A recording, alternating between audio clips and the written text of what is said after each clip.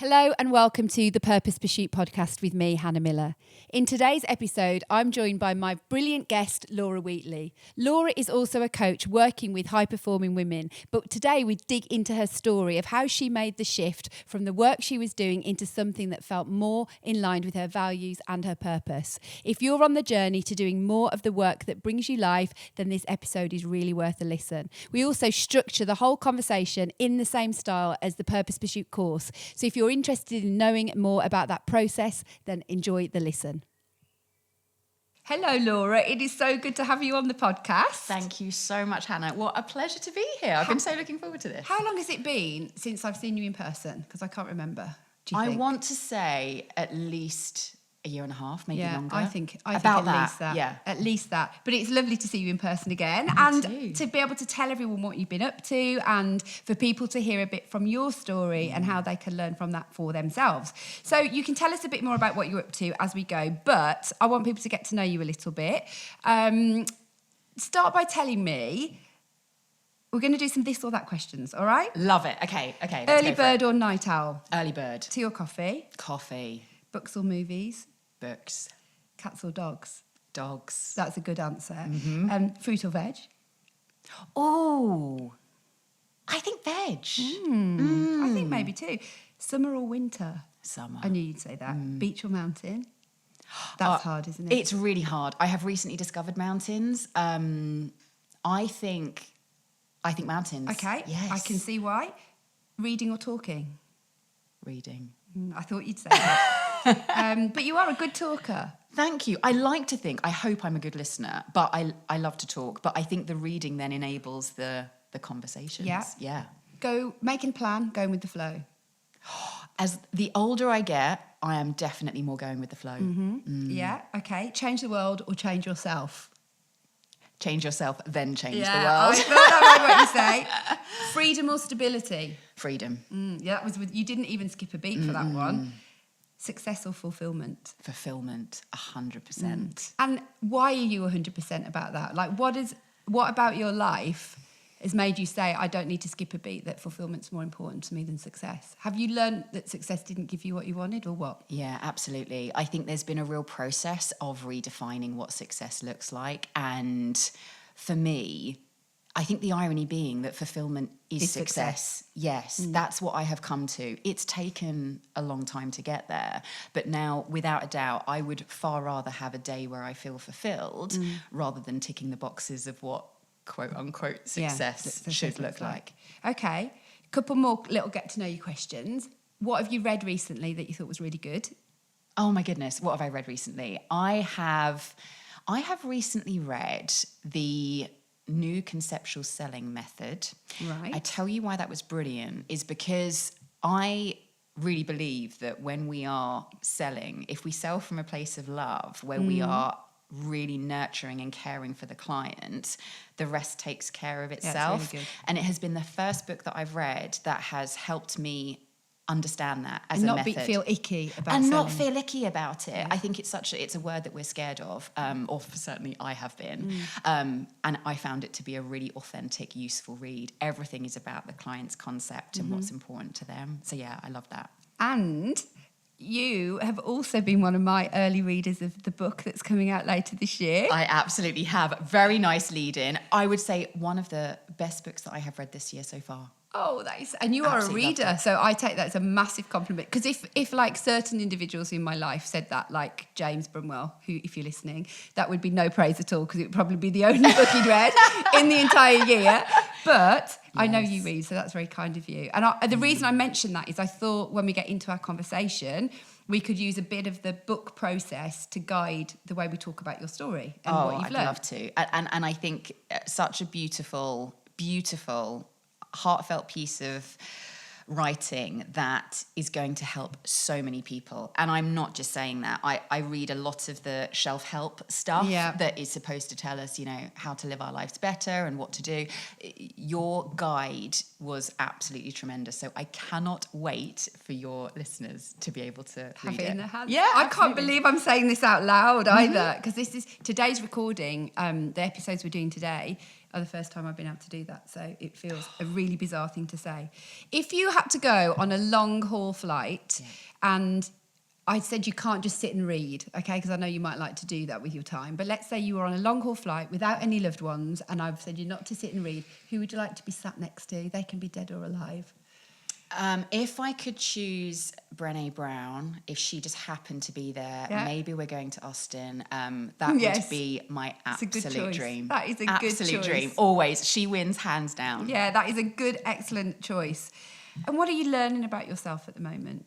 Oh man, where to start?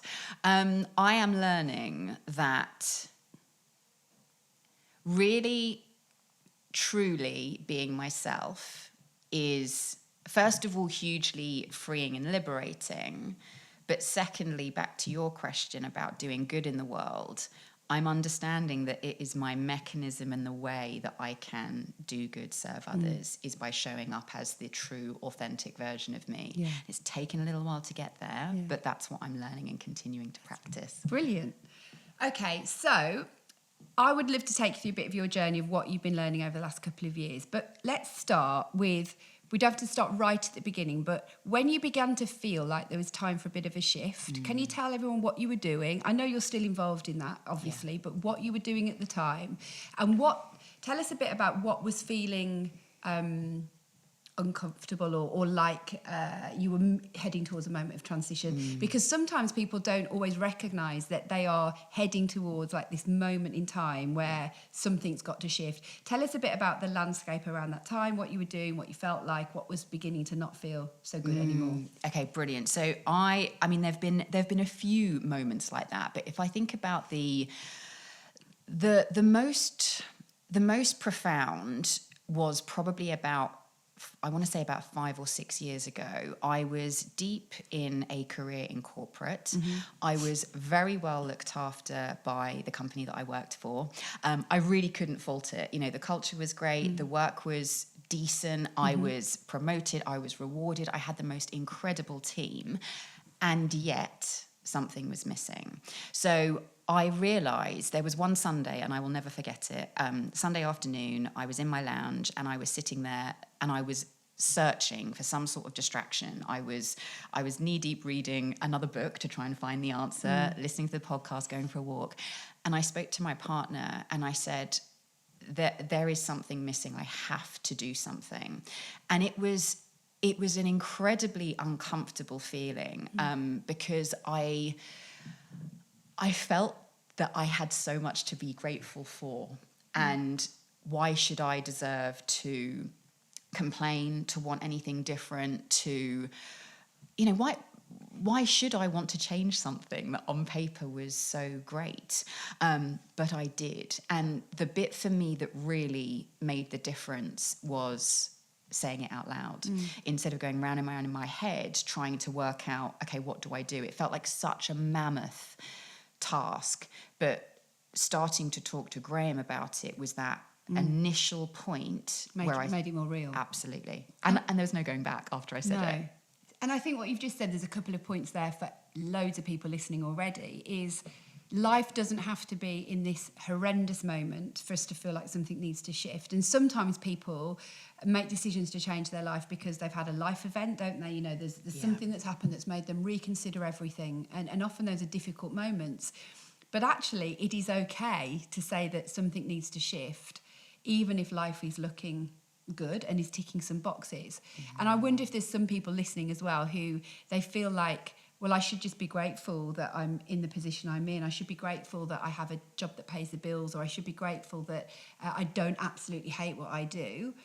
That can still be a reason to need to make a shift. And could you identify at the time what was missing, and how did you begin to identify what was missing? I'm smiling because I couldn't name it, and as somebody who loves language, I was struggling because I couldn't name that thing. I wonder if now looking back, it was that deep, soul-filled fulfillment that I was missing, making the impact that I really wanted to make, but I had no idea of what I was capable of.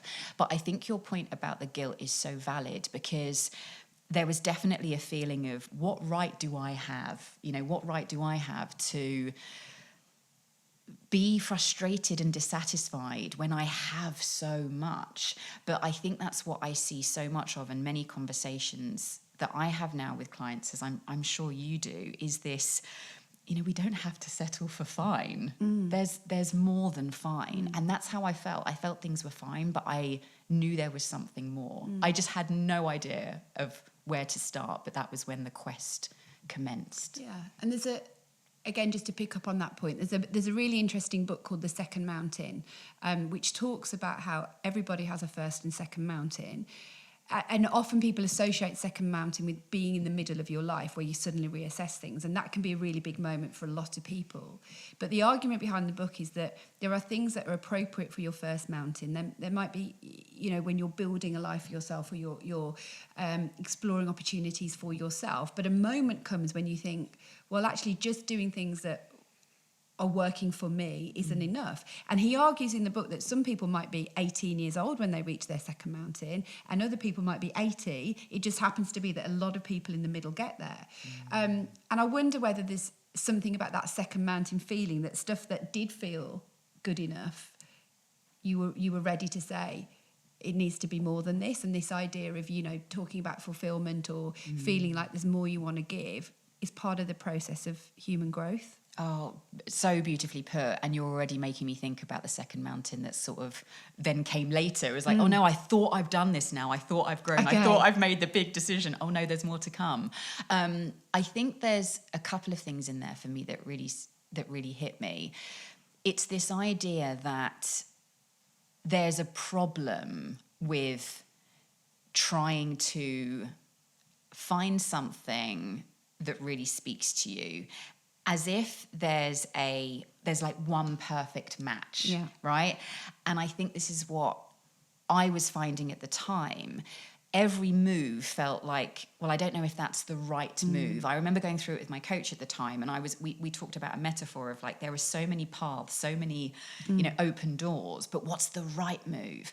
And it's probably not a coincidence that this happened like around my mid-30s, when there's sometimes moments of introspection where you think there must be more than this. There must be more. I want more. I wanted meaning. I didn't just want another job.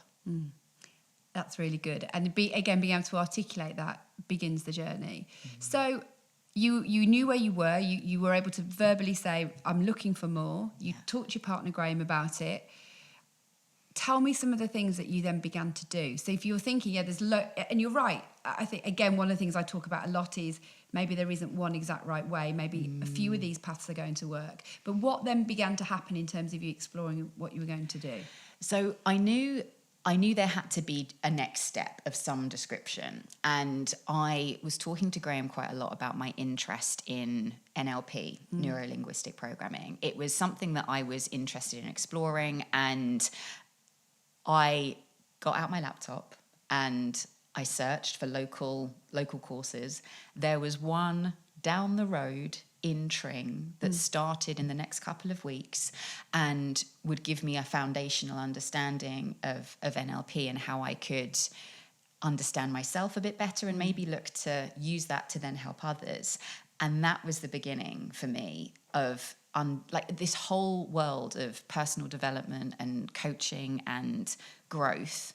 It all started with opening the laptop and thinking, okay, what could my next move be? I think I would have been on dangerous ground if I had looked so far ahead and thought, right, you know how they teach you at school, it's like, what do you want to be? Yeah. That felt like a really big daunting question. Whereas what's something that interests you that you could make a step towards? Exactly. So much better. Yeah, and that was the kind of first moment where I probably, if I'm being honest, the first time that I'd done something for myself in a while that was just, I mean, you know how much I love learning, right? Yeah, you're a learner. And I hadn't done that for a while. I think I'd been busy for a while, but I hadn't learned and really kind of got the old creative brain juices flowing. So essentially you thought, right, what is something I am interested in that I know plays to my personality, that is a step towards. Exactly. And even if you went through that and thought, actually, okay, this was great learning, I'm just going to add it to my toolkit, it was just a step towards what thoughts are going to come, who am I going to meet, where is this going to take me? Yes. I also know, because of how we met, you also learnt about the concept of knowing your own personality. I know you knew that already, but also your strengths and the talents in who you are. If people read the book, they'll know that I talk a lot about you've got to know what your unique gifting and your strengths are. And there's all sorts of models and tools, and there's a simple tool in the book. But we looked at Clifton Strengths together, and that gave you a kind of a language to talk about some things that you already knew about yourself, but perhaps you shone a light on. Yes. What did you learn about this is me at my best? As in just, okay, I've had these jobs, I've had these roles, I've had these leadership responsibilities. What does Laura do in those situations? You learn and you take a learning approach. What else did you learn about who you are? I learned so much from going through the Clifton Strengths experience, and so much so I asked for a one-to-one with you after our group experience, because I first of all thought that your delivery and facilitation was superb, but secondly I was like, there's something here that I need to dig into a little more. So I think for me, understanding my uniqueness was the first part. I think over my years in the corporate world, I had become very good at molding myself and just being good at stuff. I'd forgotten the true uniqueness and combination of what I loved. I've always loved learning, always. And in our conversation, when I was talking to you and you were kind of helping me dive into that, I realized that's something that I had not been doing. I hadn't been doing it. Again, I'd been very busy, but I hadn't been learning. And there was something else that you showed me around, I think it's input, isn't it? And you can probably explain it better than me. But I have this a compulsion to kind of collect things, whether it's knowledge, whether it's I've kept quotes ever since I can remember, and I've got this kind of Filofax of wisdom that I've built up. I love that you called it Filofax. Really? Oh God, that shows my age, doesn't it? There's going to be people all over the place like, what's a Filofax? Like, my kids would be like, what's a Filofax? Oh my God, it's so showing like my when age. they said to me a while ago, sorry, this isn't to do with anything, we were in the car a while ago and I was nearly sick because one of them said, this is a couple of years ago, who's George Michael? Oh no. I was disgusted at myself because how have I not introduced them to him because I loved him, and disgusted at them that how is this even a thing? How is this even possible? So Filofax is George Michael. Absolutely, yeah. We're in the right sphere. Yeah. But do you know what it's like handwritten notes. I have so many, notebooks, diaries. Yeah. I collect ideas, and I never had a way of describing that before. Yeah, and realising not everybody does that. Exactly. Not realising that not everybody does that. And now I'm able to put that to good use. I think I was also a little afraid of I'm reminding myself of this strength about intellection. And I think I had shied away from really diving into what that could mean for me, aside from being a little bit geeky at school and wanting good grades, but then realizing how important that mental stimulation is for me. And when I'm starved of that, or I should say when I starve myself of that, I have no way of being in flow because I'm missing key ingredients of things that I need, like breathing. You don't skim the surface of anything, do you? Like, you don't skim surfaces with relationships. You're not possibly that interested in just being surface, and you don't skim the surface of something that you want to understand. Like, there's nothing, from what I've known of you and looking at your strengths, you are plunge the depths kind of person. Absolutely. And I think that knowing that allows me to be in environments where I can do that. And yes, I can do small talk and I can roll up to events and have chats with people, absolutely. But ever since I can remember, I've always loved to go in, with that depth. So much so people will avoid talking to me if they're just like, oh no, I know that we need to go there, but I'm not ready to do I don't that wanna yet. do that Exactly. yet. But instead of being, I think what you showed me, and through that experience with Clifton Strengths, was showing me that this is really something I can leverage instead of probably the first Compensating for it, or Yes, apologising for it. Exactly that. And that was the first step of understanding and thinking, yeah, there's some really cool stuff here that I can use. One more thing about your strengths as well, I want to ask you. Again, you bring you're somebody who's hardworking as well, and obviously sometimes in corporate world or just in work responsibility, doesn't have to be corporate, those hardworking strengths just end up dominating the other ones, and you don't, like you said, not spending enough time learning. What about the fact that you are by nature quite an empathic person? You feel things, so you feel that you think things quite deeply, but you also feel things quite deeply, and you understand the differences between people.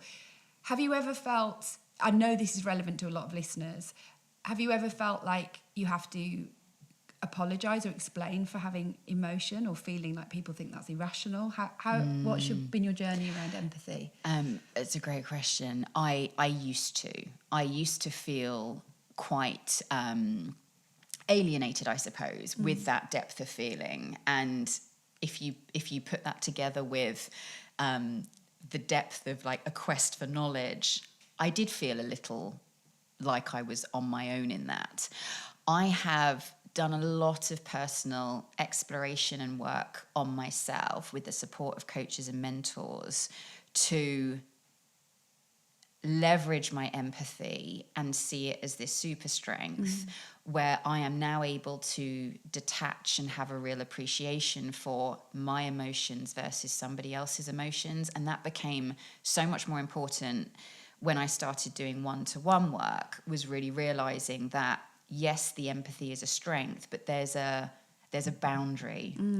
So it's taken practice, and it still does take practice. And I think that I now understand that, when you're doing deep work with somebody else or with a group, whatever that may be, having the pause and the time to then rest and reflect and let things percolate, that's what this showed me as well. I need more rest the deeper I go, if that makes sense. And what you're touching on there is sort of understanding a little bit of the potential shadow side of who you are as well. So it is a super strength, and it's a way you can lead effectively. But again, as people work through the book, they'll realise the next step we take people on is, okay, so what are the challenges with being you? Not the kind of the things that you're not or you wish you were, but more actually the things that you are are the bigger issues. And we explore that, don't we, in the book, because I know you've read it. So as you'd come to terms with, okay, I'm a deep thinker, I'm a learner, I'm reflective, I want to support people, I want to know people properly, I work hard, you learn all this about yourself.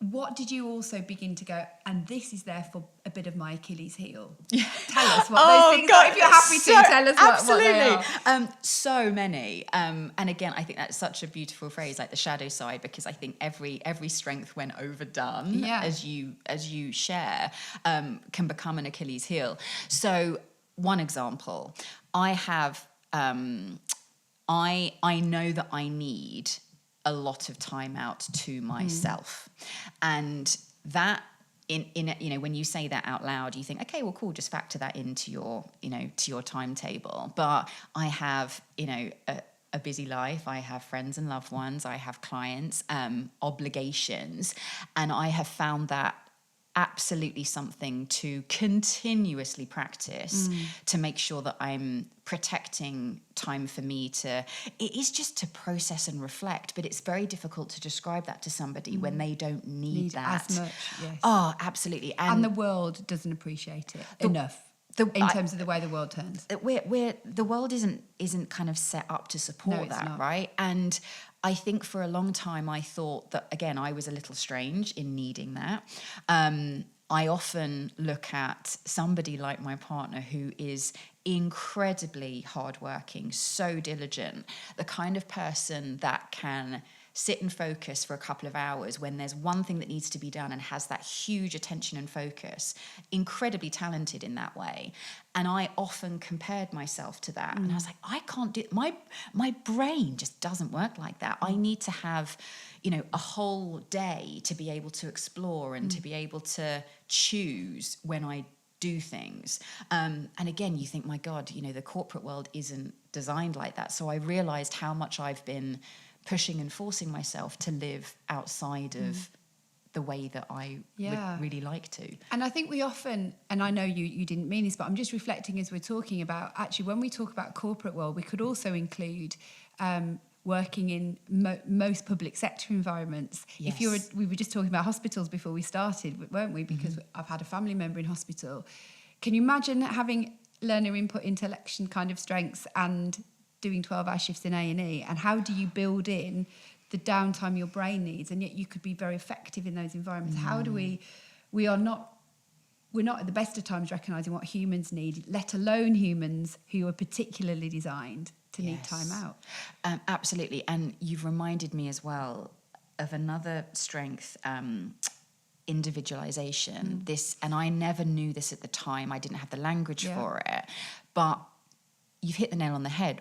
We are all so different, yet society and the structure and the hierarchies and how we live, especially when you think about institutes. Want to put us through a sausage factory. Yeah, absolutely. And yet we're not all built the same way. So, and that's what my strength showed me and reminded me of actually this way to be proud, but really recognizing that the shadow sides, I mean, they come up all the time. I don't think you ever completely conquer them. No, you don't. You know, but I'm so much more aware now of what I need, which was the start of being able to kind of lean in to the real me. That's so good. So good. I hope people are listening to that and realising I think the key thing is actually being aware of the shadow side, being aware of the Achilles heel.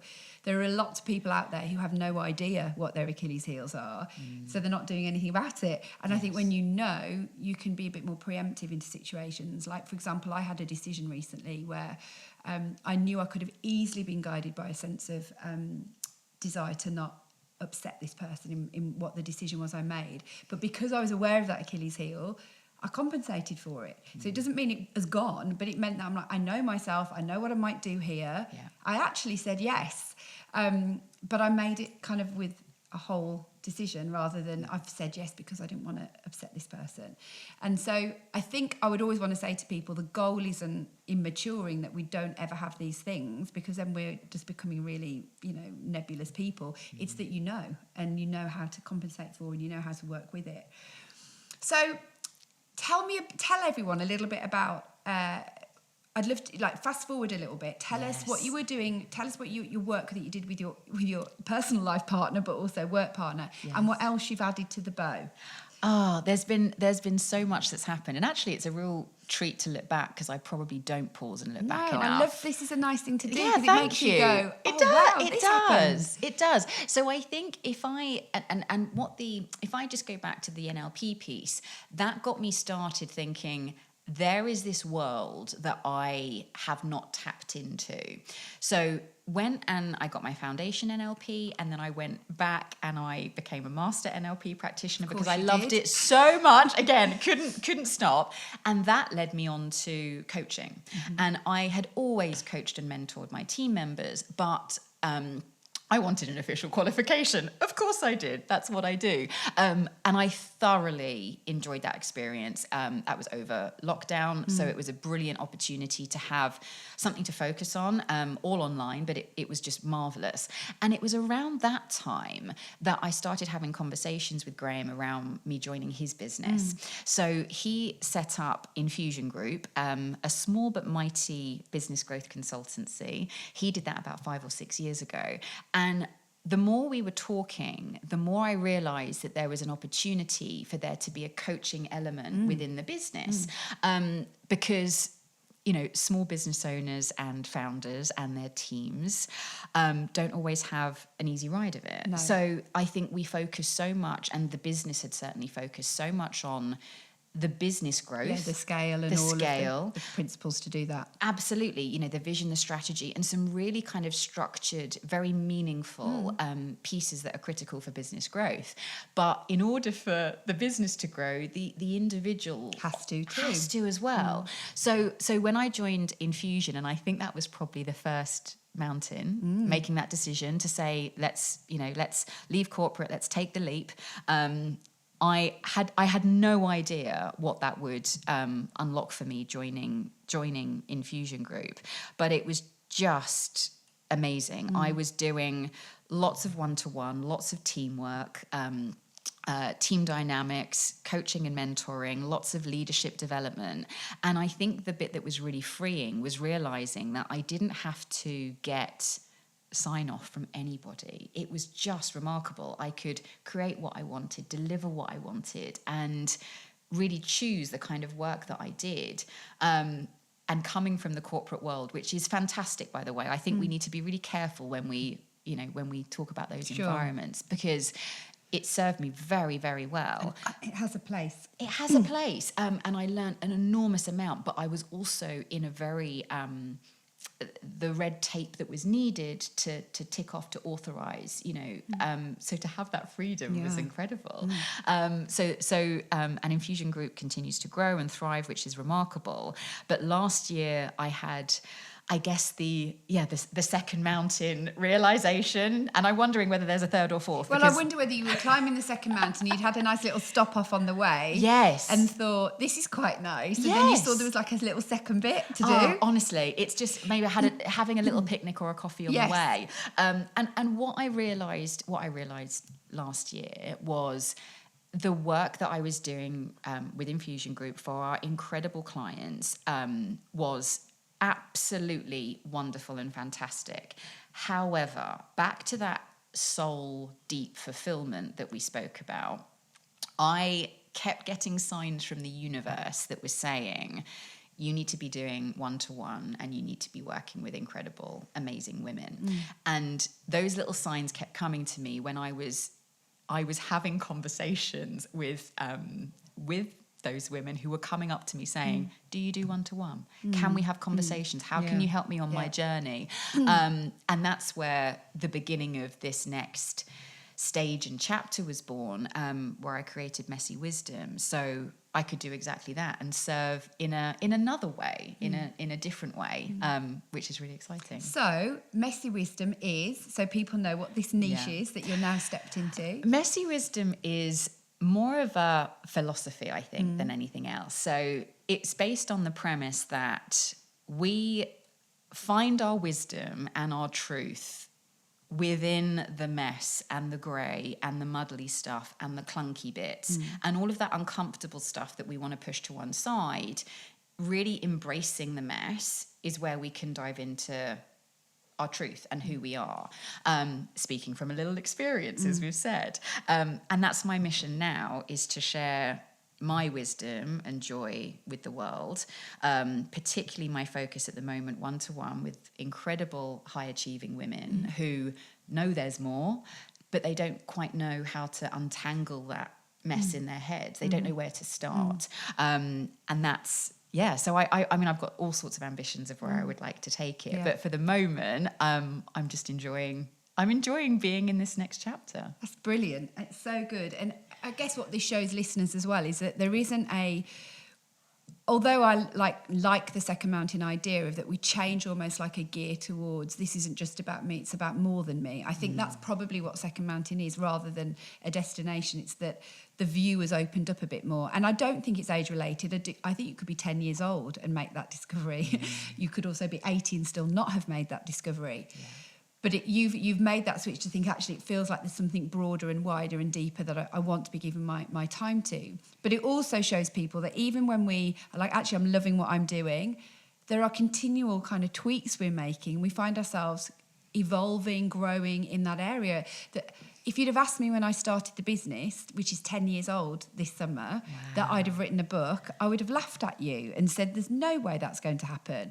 So we can't preempt the way things are going to go. And also, if I told you some of the really hard things that have happened in the last 10 years, I also wouldn't have preempted those. So I don't for a minute want people to think I'm suggesting everything's rosy, because it's not. But I think what it shows is we can decide to stay put, and that's absolutely fine. But it might be that you again think, okay, this has been really good, but now I want to lean into this a little bit more. This is a thread of my life I want to pull on a little bit more. I like that. Marcus Buckingham talks about finding red threads, and I love that idea of like, oh, I can pick this one a little bit and see where it's going to take me. And it sounds like you have, rather than master plan, you've thought, actually, I love this, I enjoy this. These are some people I think I particularly can serve well. It's mutually beneficial because I'm loving what I'm doing and I'm going to get results. And you've just pulled on that thread. I think that is such a beautiful analogy. And yes, that's exactly it. There's such freedom and joy that I found in experimenting. And I was afraid of doing that. I was afraid of experimenting, afraid of getting it wrong, recovering perfectionist. If it's not going to be perfect, why bother? But pulling on the red thread, and also just thinking, a brilliant quote that somebody close to me who I value very much said, which is, go as far as you can see. When you get there, you'll be able to see further. That's right. So true. Can't remember the where that originated from, but anyway, regardless, it has helped me, and I probably say that to myself most weeks. Go as far as you can see.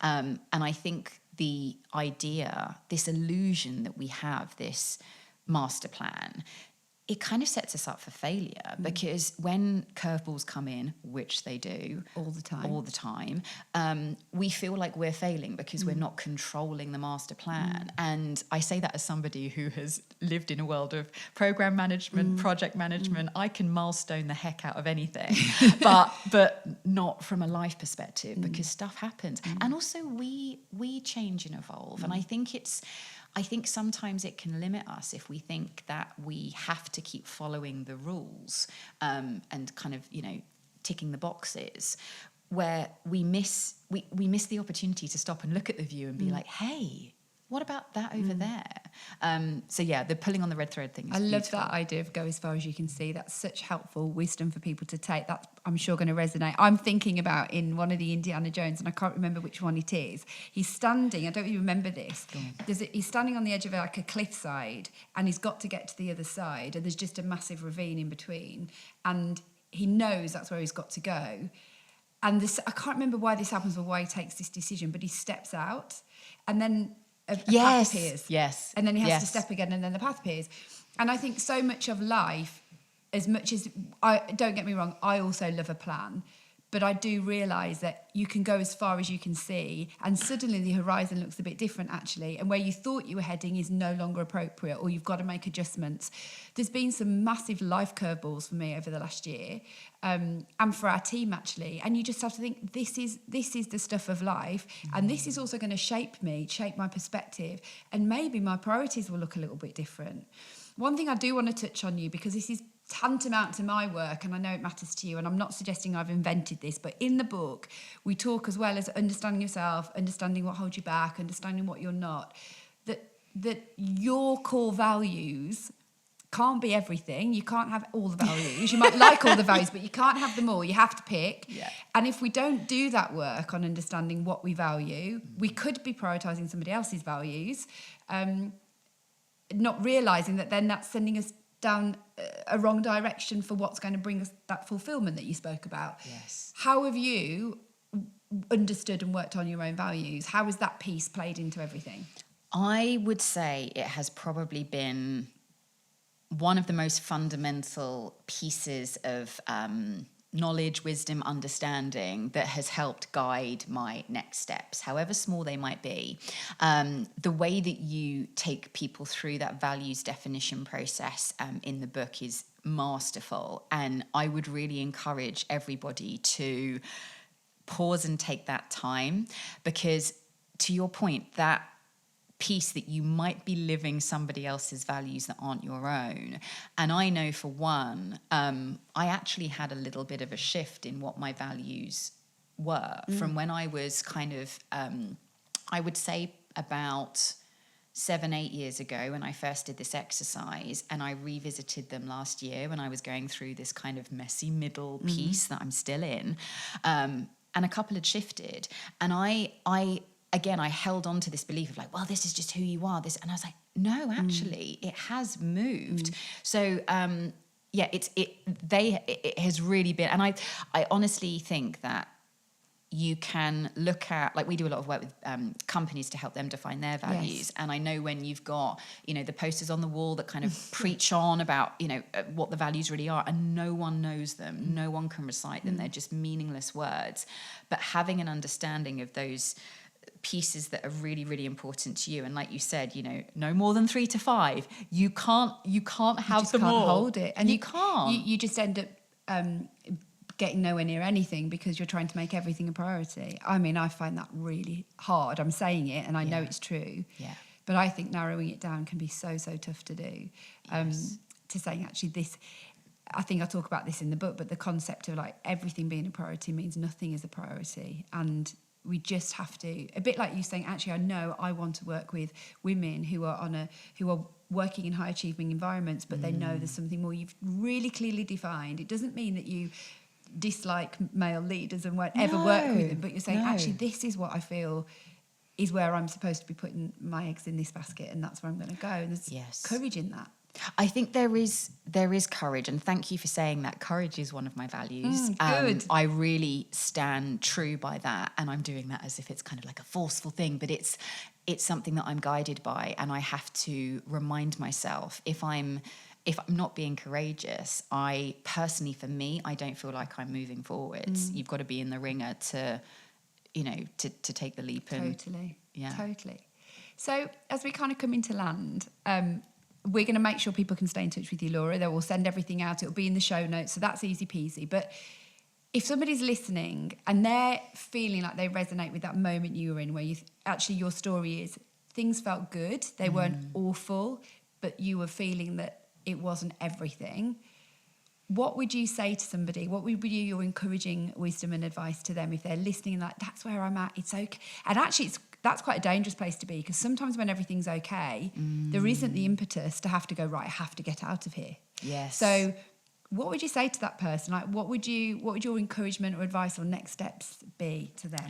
I would encourage those people to get curious, pay attention to the signals and like the data that they're receiving, how they're feeling, the little moments where you're feeling drained and when you're thinking this isn't meant for me. Pay attention to it. I would also really encourage you to seek somebody to speak to and share. That was say it out loud. Oh, you've got to say it out loud. And again, I really am a big advocate of walking the walk. Coaches and mentors are amazing. If it's a friend, if it's a partner, if it's somebody you can trust, because when you start voicing, you can start getting clearer, and I feel that it kind of untangles a little bit of that noise and that mess. But I also would encourage you to really be self-compassionate as you are doing this, and instead of feeling like this is something wrong, that you're failing, it's none of that. It's just moving through the motions. And as somebody who is still in that process but has definitely moved a bit further along, I am feeling more congruent and more fulfilled than I ever have done. But it's only through going through that mess, a few bumps along the way, up and down the roller coaster, all of that good stuff. But that's what life is, right? Yeah, absolutely. I just want to say a massive thank you, Laura. It's been so lovely to talk to you. You are such a open, generous soul. You are wise and considerate. You clearly think about things. You clearly care about people. And I think there'll be so many people listening that they may just go and have a conversation with a loved one and say, there's something more I need to be thinking about. And I totally agree with you that saying something out loud, even saying silly things out loud, or saying something you're frightened of out loud, everything about saying it out loud either reduces the power of it because you realise this fear, it doesn't matter, or it begins a process of somebody coming with you. And you've got to say it for something to begin to take place. So I really appreciate that wisdom. And like I said, if you're listening and you want to get in contact with Laura, we're going to make sure you know how to do that. And if you've been listening and some of the things we've talked about, the book, The Purpose Pursuit, will be out on the 4th of December. I think it's the 4th. So you can pre-order now. And so some of this process that we've talked about, you can guide yourself through with my help. And I'd love you to do that. So pre-order if you want to. Thank you so much, Laura, for your time. Have a lovely day, everyone. Thank Bye-bye. you so much. Bye, everyone.